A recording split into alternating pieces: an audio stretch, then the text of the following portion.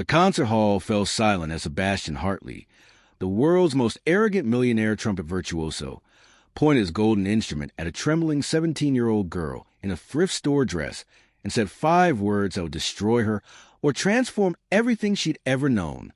You, me, one song, now. Emma Clark had only come to the Royal Albert Theatre that October evening because her music teacher, Mrs. Patterson, had given her a free ticket. She'd been sitting in the cheapest seat in the balcony, so high up she could barely see the stage, clutching her worn backpack that contained everything valuable she owned in this world.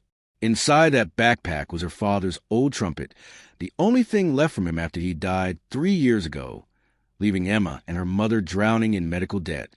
Sebastian Hartley was a legend. At 32, he performed for presidents and royalty. His face was on billboards across London and New York. He wore custom Italian suits and drove cars that cost more than most people's houses. But what he was most famous for wasn't his talent. It was his cruelty. Every year, at the height of his autumn tour, Sebastian would invite someone from the audience to challenge him. And every year, he would humiliate them in front of thousands, proving that natural talent, expensive training, and superiority were things you were born with, not things you could earn. Emma hadn't raised her hand. She would never. But when Sebastian's cold blue eyes scanned the balcony and he pointed directly at her, saying, "You, the girl in the back with the backpack, you look like you're hiding something. Do you play?" Her heart stopped. Her neighbor, an elderly woman who'd noticed Emma's backpack, had whispered too loudly, "She has a trumpet in there. I saw it." And now, 2 security guards were already climbing the stairs toward her. Her mother was at home, working her 3rd job of the week, cleaning offices until midnight just so they could keep their tiny apartment. Emma's hands were rough from her own after-school job washing dishes at Romano's Diner. She'd taught herself trumpet by watching free YouTube videos because they couldn't afford the lessons at school.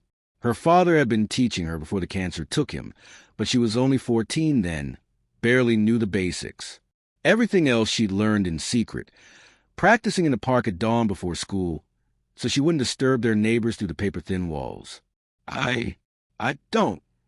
Emma's voice cracked as the spotlight found her. "Come now." Sebastian's voice boomed to the microphone, smooth and mocking. "Don't be shy. Bring that trumpet down here. Let's see what you've got." The audience of 3,000 people began to applaud, but it wasn't encouraging. It was the applause of people settling in to watch a gladiator match they knew would be one-sided. Emma felt tears burning behind her eyes. She couldn't do this. She wasn't good enough. She'd never performed for anyone except the pigeons in the park and Mrs. Patterson, who'd heard her one morning and insisted she had something special. But the guards were beside her now, and the entire audience was watching, and something in Emma's chest, something that sounded like her father's voice whispering, "Be brave, little bird," made her stand up. Her legs shook as she descended the endless stairs, her scuffed sneakers squeaking against the polished marble. The stage lights were blinding. Up close, Sebastian was even more intimidating. Tall, perfectly groomed, with a smile that didn't reach his eyes. "What's your name, darling?" he asked, and the endearment dripped with condescension. "Emma Clark," she whispered. "Louder, Emma. These people paid good money to witness this." "Emma Clark." Her voice echoed through the hall. "And where did you study, Emma? Juilliard? Royal Academy? Private tutor since you were 5, like me?" The trap was set. Emma could see it. Whatever she answered would be ammunition. I taught myself. Mostly. My dad started teaching me before he..." She couldn't finish. Sebastian's smile widened. "Self-taught. How quaint. Well, Emma Clark, here are the rules. We'll both play the same piece. The audience will vote by applause. When you lose, and you will lose, you'll leave that trumpet here on the stage and never touch one again. Some people simply aren't meant for music. Better you learn that now. Agreed?" The cruelty of it struck Emma like a physical blow. Her father's trumpet. The one thing she had left of him. The audience gasped, some uncomfortably. This was cruel even by Sebastian's standards. Emma's vision blurred. She should run. She should refuse. But then she thought of her mother, working until her hands bled. She thought of her father, who believed she had magic in her music. She thought of every morning she'd woken at 5 a.m. practice in the freezing park. And what do I get when I win? The words came out before Emma could stop them. The audience erupted. Sebastian's smile faltered for just a fraction of a second. When you win. He laughed, but it sounded forced. If, by some miracle beyond imagination, you win, I'll fund your entire musical education. Juilliard, private tutors, everything. Full ride. He said it because he knew it would never happen. He'd played for presidents. She was a dishwasher who practiced in parks. Deal, Emma heard herself say. Sebastian chose a piece. Hummel's Trumpet Concerto, the third movement, technically brutal, emotionally demanding, the kind of piece that took years to master. Emma had never played it. She'd only listened to recordings, dreaming that someday maybe she'd be good enough to try. Ladies first, Sebastian said, gesturing mockingly to center stage. Emma walked to the mark. Her hands trembled as she lifted her father's trumpet. It was dented, the brass worn smooth in places from his hands. Then hers. It wasn't worth 1/100th of Sebastian's custom gold-plated instrument. Under the lights, every scratch and imperfection was visible. She looked out at 3,000 faces, all waiting for her to fail. She closed her eyes, and she remembered.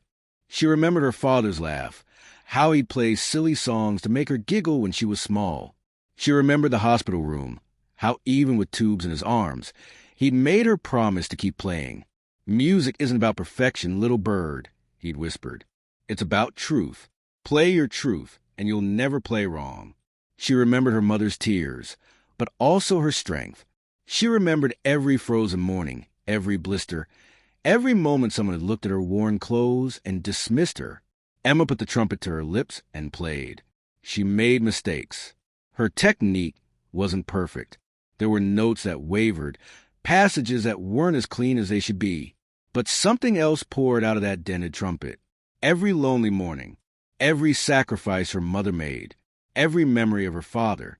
The music wasn't just notes. It was pain and hope and love and loss and the desperate, fierce determination of a girl who'd been knocked down by life but kept getting up. The concerto became something else in her hands. It became a story. Her story. When she finished, her face was wet with tears. The audience was completely silent. Then someone in the balcony started clapping. Then another. Then another. Within seconds, the entire concert hall was on their feet, and the applause was deafening. Emma stood there, shaking, not understanding what had just happened.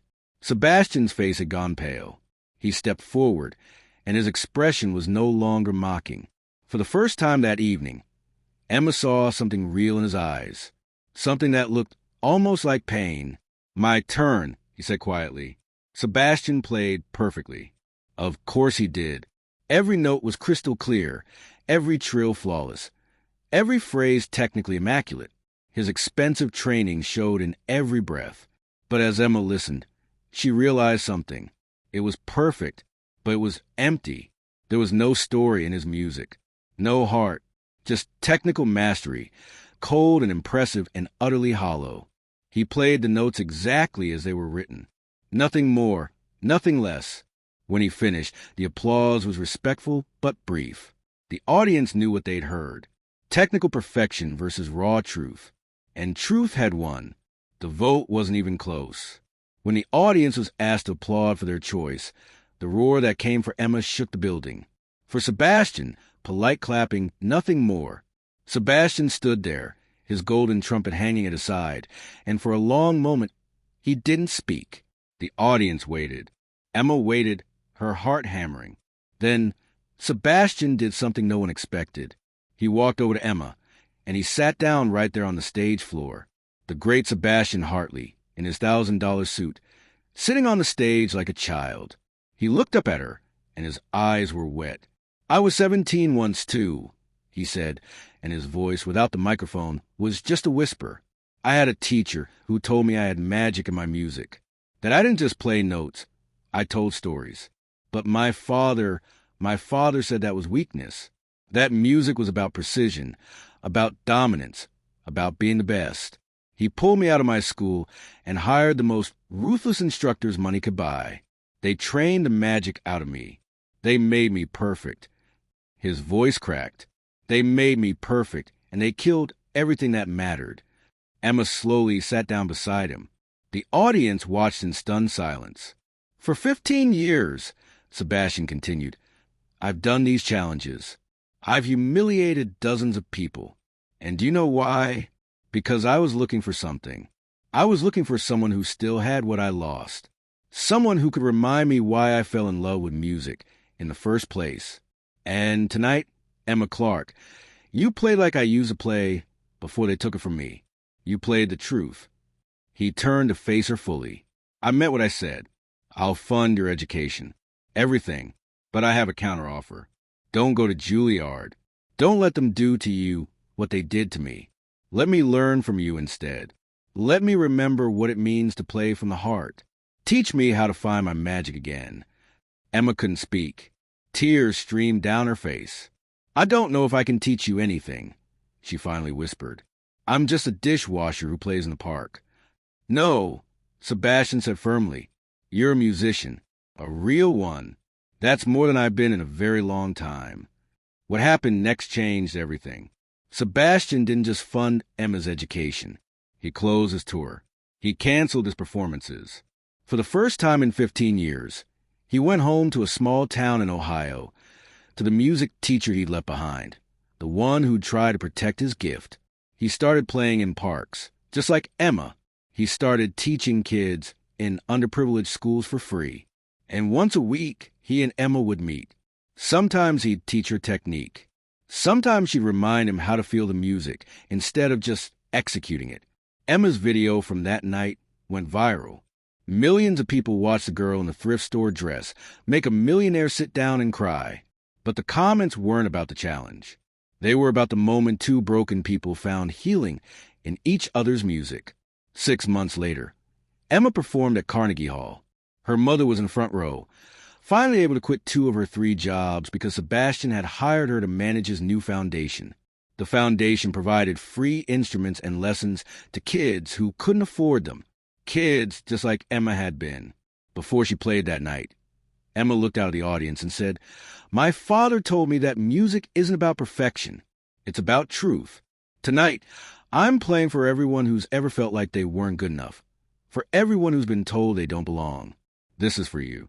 And in the front row beside her mother, Sebastian Hartley sat with tears streaming down his face, holding his golden trumpet. Finally understanding that the greatest gift music had ever given him wasn't fame or money. It was a chance to remember who he used to be, taught by a 17-year-old girl in a thrift store dress who'd never forgotten. The duel that was supposed to destroy Emma Clark ended up saving them both. Because sometimes the bravest thing you can do is stay true to yourself, even when the whole world is watching and waiting for you to fail. And sometimes the person who challenges you isn't really your enemy. They're just someone who's lost their way, desperately hoping that your light might help them find their way back home. Emma played her father's dented trumpet that night at Carnegie Hall. She still practices in parks sometimes, early in the morning, because that's where she remembers who she is. And beside her, more often than not, you'll find a millionaire musician who finally learned that being perfect isn't nearly as important as being real. That's what the duel really taught them. Not who was better, but that we're all just trying to find our way back to the truth of who we are. And sometimes it takes a challenge to remind us that the magic was inside us all along. We just have to be brave enough to let it out.